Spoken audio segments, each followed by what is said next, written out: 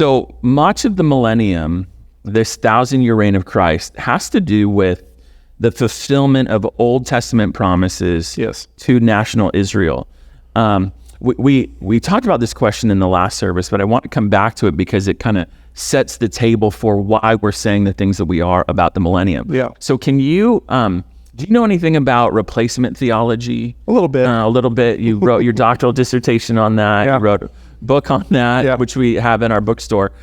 So can you talk about replacement theology and why it is that you're emphasizing national Israel, or like just now, Jesus in a specific city on the planet, Jerusalem, ruling over a specific people, the Jewish people, as well as the whole world. Why are we saying that versus a replacement theology view? I guess the reason why, replacement theology is the view that because of Jesus and the church, allegedly, Israel, who's an ethnic, national, territorial entity, is no longer significant in God's purposes.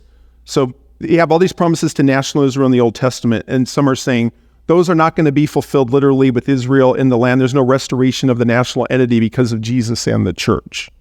So the way to spot replacement theology, which is sometimes called fulfillment theology, sometimes it's called supersessionism, sometimes it's called expansion theology. The way to know if it's occurring is if you ask somebody, do you believe like Israel as an ethnic national entity is significant in the Old Testament? Do you believe that group that underwent curses for disobedience is going to experience the physical land spiritual blessings to the nation? Like the same nation that got the curses, is that going to get the blessings? If the answer to that is no, then you're dealing with the replacement theology position. Now, again, the best argument against a wrong view is a positive presentation of the right view. And so if you look at the first 10 verses of Deuteronomy 30, it predicts that Israel was going to go into the land, be blessed for a while because they were obeying God, but then they're going to start to disobey God.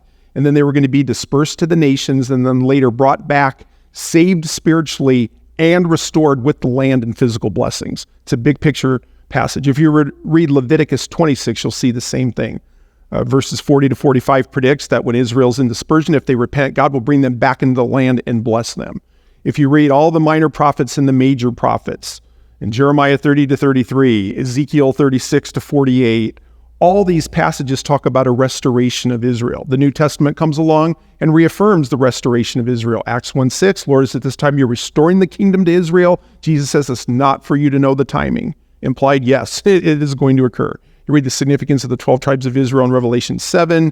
You read about the coming salvation of Israel in Romans 11:26, Matthew 23:39. So the key thing is the Bible teaches that Israel is a significant part of the Bible storyline. It's not the only part of the Bible storyline, and we can say Christ himself is the most important part of the Bible storyline.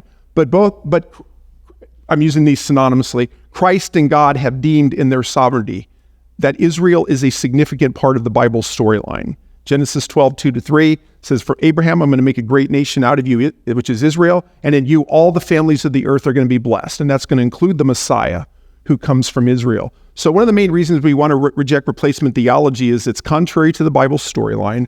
Paul calls it arrogant in Romans 11:18. He says, don't be arrogant towards the branches. He's referring to Israel at that particular point. So we want to reject replacement theology because it's not true to the Bible storyline.